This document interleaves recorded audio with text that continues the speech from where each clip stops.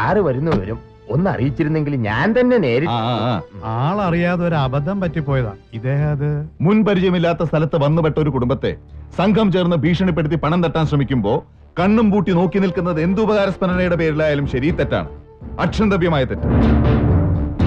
ഇതൊക്കെ ഇങ്ങനെ പറഞ്ഞു കൊടുക്കാതെ തന്നെ അറിയാൻ ശേഷിയുള്ളവരാണ് പോലീസുകാരിൽ പലരും. പക്ഷേ എവിടെ ഉണ്ടാവുമല്ലോ നാണം കെടുത്താനായിട്ട് കുറെ ഈപ്പന്മാർ, അല്ലേ ഇപ്പ?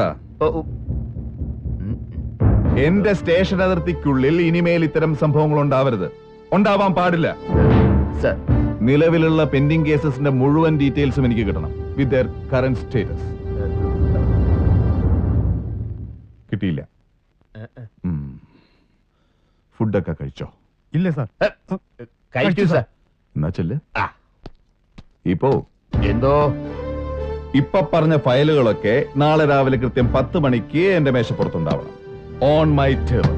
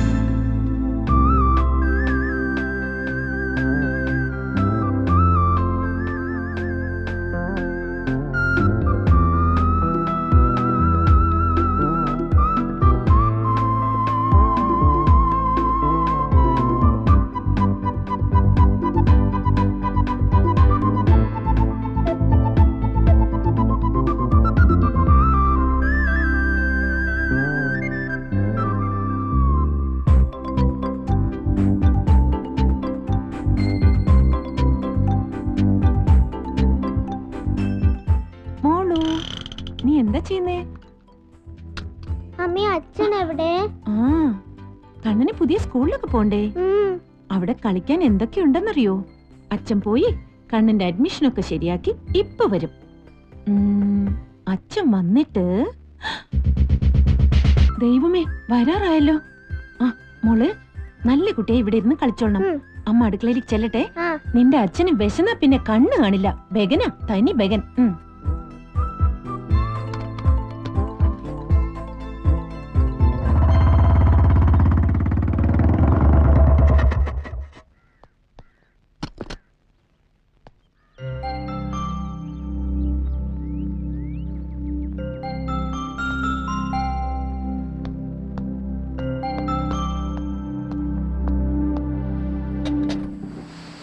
ഈ 2 ലോഡ് സ്റ്റവും വെച്ച് എന്ത് ചെയ്യും ഞാൻ?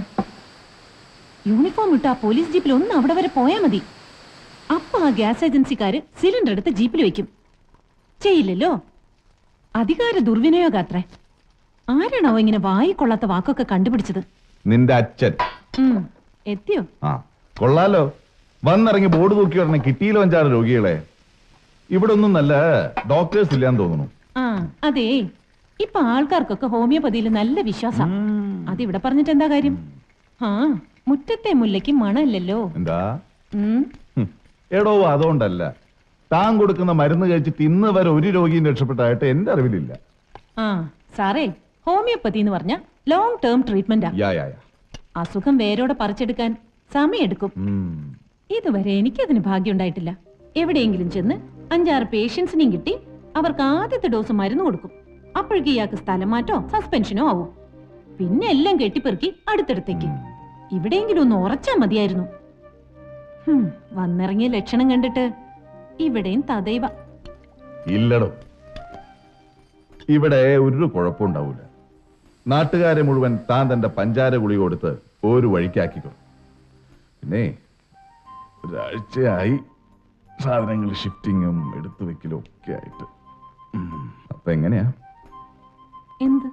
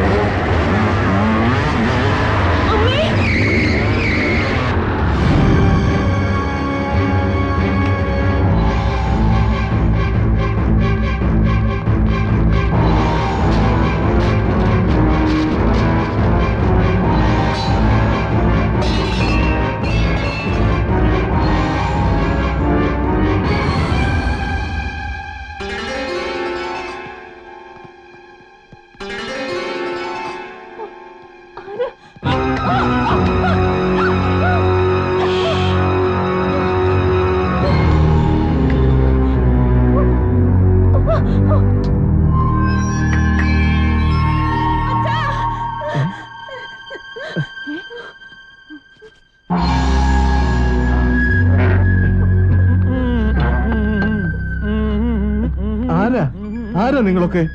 ആ സാമ്പാർ കുറച്ചും കുറച്ച് അമ്മച്ചി. ഇല്ല വേണ്ട, ഞാൻ തന്നെ എടുക്കാം. ഓക്കെ. അല്ല, എനിക്കൊന്നും മനസ്സിലാവുന്നില്ല. ആ മനസ്സിലാക്കി തരാം. ഇരിക്കെ ഇരിക്കെ. എന്താ എന്താ നിങ്ങൾക്ക് വേണ്ടേ? വേണ്ടത് എന്താന്ന് പറഞ്ഞ തരുവോ മാഷേ?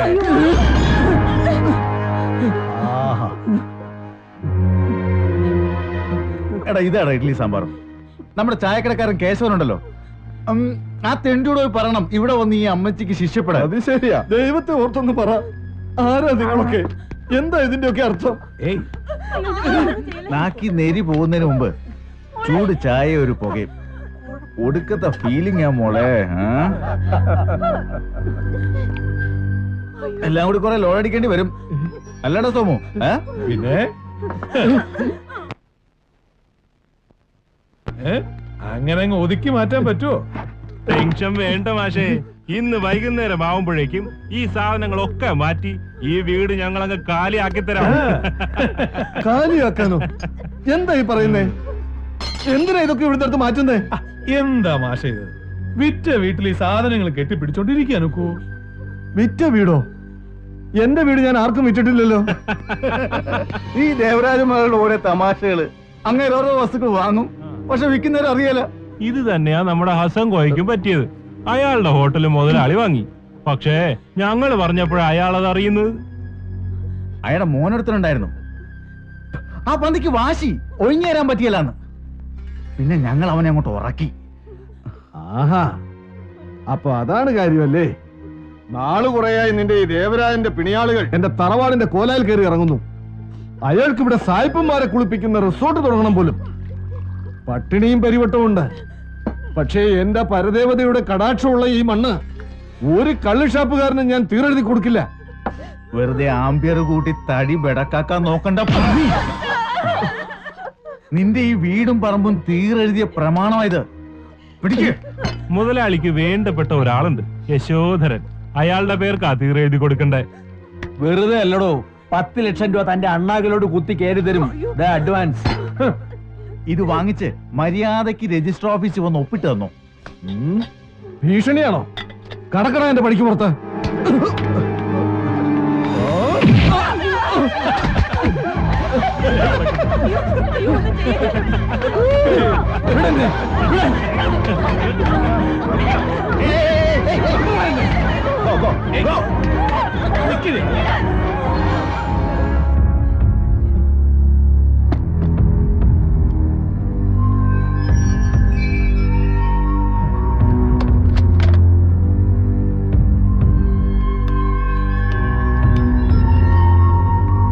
ഹലോ ഹലോ സാർ, എന്റെ വീട് കുറെ പേർ ചേർന്ന് ആക്രമിക്കുന്നു. അതെ, പെട്ടെന്ന് എത്തണം സാർ. അഡ്രസ് പത്മനാഭൻ, കോയിക്കര. ആ അതെ. ഓ ഓ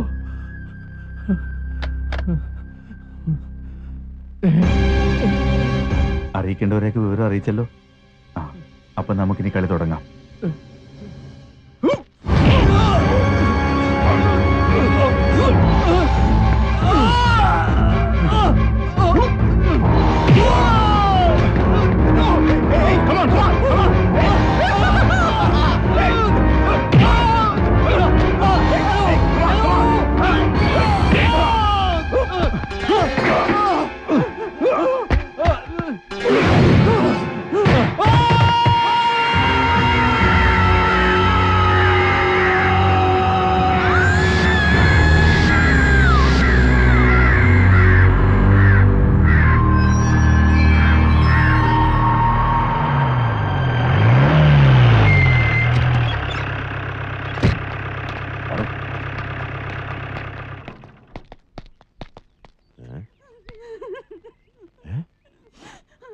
അവിടെ